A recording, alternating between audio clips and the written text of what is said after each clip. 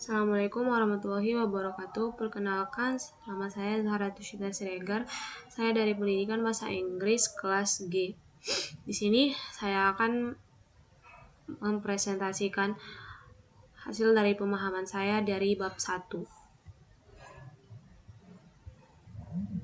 Bab 1 yaitu pengantar pendidikan Pancasila. Pengertian mata kuliah pendidikan Pancasila. Mata kuliah pendidikan Pancasila merupakan usaha sadar dan terencana untuk mewujudkan suasana belajar dan proses pembelajaran agar mahasiswa secara aktif mengembangkan potensi dirinya untuk memiliki pengetahuan, kepribadian, dan keahlian sesuai dengan program studinya masing-masing. Dinamika dan tantangan pendidikan Pancasila. Yang pertama, dinamika pendidikan Pancasila. Pendidikan Pancasila mengalami perubahan seiring waktu. Pada Orde Baru, pembelajaran bersifat dogmatis, sementara setelah reformasi sempat dihapus dan digabung dengan mata pelajaran lain. Kini pendidikan Pancasila kembali direkrut dengan pendekatan lebih konseptual dan interaktif agar relevan dengan tantangan zaman seperti globalisasi dan digitalisasi. Tantangan pendidikan Pancasila. Tantangan utama pendidikan Pancasila adalah menentukan format yang menarik dan efektif bagi berbagai program studi. Tantangan internal meliputi keterbatasan sumber daya dan kurangnya minat mahasiswa karena spesialisasi studi. Sementara itu, tantangan eksternal mencakup krisis keteladanan elit politik dan maraknya gaya hidup hedonistik di masyarakat. Pentingnya mata kuliah pendidikan Pancasila. Mata kuliah pendidikan Pancasila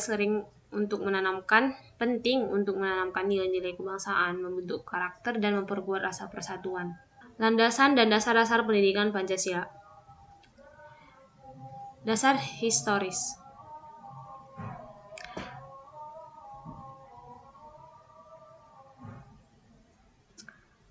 Sejak perumusan Pancasila pada 1 Juni 1945 oleh Insinyur Soekarno hingga ditetapkannya sebagai dasar negara dalam pembukaan Undang-Undang Dasar 1945, Pancasila menjadi pedoman dalam kehidupan berbangsa dan bernegara. Sejarah panjang perjuangan ini menunjukkan bahwa nilai Pancasila lahir dalam kondisi sosial, budaya, dan politik bangsa Indonesia. Yang kedua, ada dasar filosofis. Setiap sila dalam Pancasila mencerminkan prinsip moral, etika, dan tujuan hidup yang harmonis dalam keberagaman. Filosofis ini menegaskan bahwa pendidikan harus membentuk karakter individu yang beriman, berbudi pekerti luhur, dan memiliki kesadaran sosial dalam kehidupan bermasyarakat. Yang ketiga, dasar sosiokultural.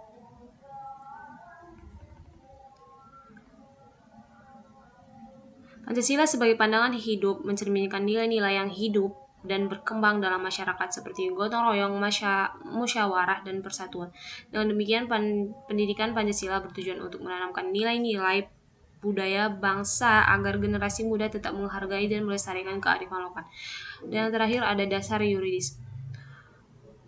Pancasila ditegaskan sebagai dasar negara dalam pembukaan Undang-Undang Dasar 1945 serta menjadi bagian dari sistem pendidikan nasional sebagaimana tercantum dalam Undang-Undang Nomor 20 Tahun 2003 tentang Sistem Pendidikan Nasional. Landasan ini memastikan bahwa pendidikan Pancasila wajib diajarkan di semua jenjang pendidikan sebagai bagian dari pembentukan karakter kebangsaan. Kerangka konseptual pendidikan Pancasila. Kerangka konseptual pendidikan Pancasila berfungsi sebagai acuan dalam pembelajaran nilai-nilai Pancasila di berbagai jenjang pendidikan. Konsep ini didasarkan pada beberapa landasan utama secara filosofis dari aspek yuridis dan secara sosiokultural. Tujuan utama pendidikan Pancasila adalah membentuk warga negara yang nasionalis, cinta tanah air, serta bertanggung jawab dalam kehidupan bermasyarakat, berbangsa, dan bernegara. Visi dan misi pendidikan Pancasila. Visi pendidikan Pancasila adalah membentuk warga negara yang berkarakter, berintegritas, serta memiliki jiwa nasionalisme dan kebangsaan yang kuat berdasarkan nilai-nilai Pancasila. Misi pendidikan Pancasila meliputi menanamkan pemahaman dan pengamalan nilai-nilai Pancasila dalam kehidupan sehari-hari, membangun kesadaran akan pentingnya persatuan, toleransi, dan kebinekaan dalam masyarakat, membentuk karakter peserta didik yang berakhlak demokratis dan bertanggung jawab sebagai negara. sebagai warga. Tujuan dan capaian penyelenggaraan pembelajaran pendidikan Pancasila.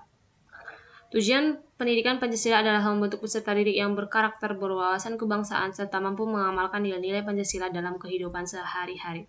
Capaian pembelajaran pendidikan Pancasila mencakup pemahaman konsep dasar Pancasila, penerapan nilai-nilai Pancasila dalam kehidupan sosial, serta pengembangan sikap kritis dan reflektif terhadap isu kebangsaan. Menggali sumber historis, sosiologi, yuridis, dan politik pendidikan Pancasila. Sumber historis pendidikan Pancasila berakar dari perjuangan bangsa Indonesia dalam merebut dan mempertahankan kemerdekaan. Sumber sosiologis pendidikan Pancasila bersumber dari keberagaman budaya, adat istiadat, dan nilai nasional yang hidup dalam masyarakat Indonesia. Sumber yuridis pendidikan Pancasila didasarkan pada berbagai peraturan hukum, terutama dalam Undang-Undang 1945 dan Undang-Undang Nomor 20 Tahun 2003 tentang Sistem Pendidikan Nasional. Dan yang terakhir, sumber politik pendidikan Pancasila. Secara politik, pendidikan Pancasila bersumber dari kebijakan pemerintah dalam membentuk sistem pendidikan yang berorientasi dan pada pembinaan karakter kebangsaan. Pancasila dijadikan sebagai ideologi negara yang mengarahkan kebijakan politik dan pendidikan untuk memperkuat persatuan, demokrasi, dan stabilitas nasional.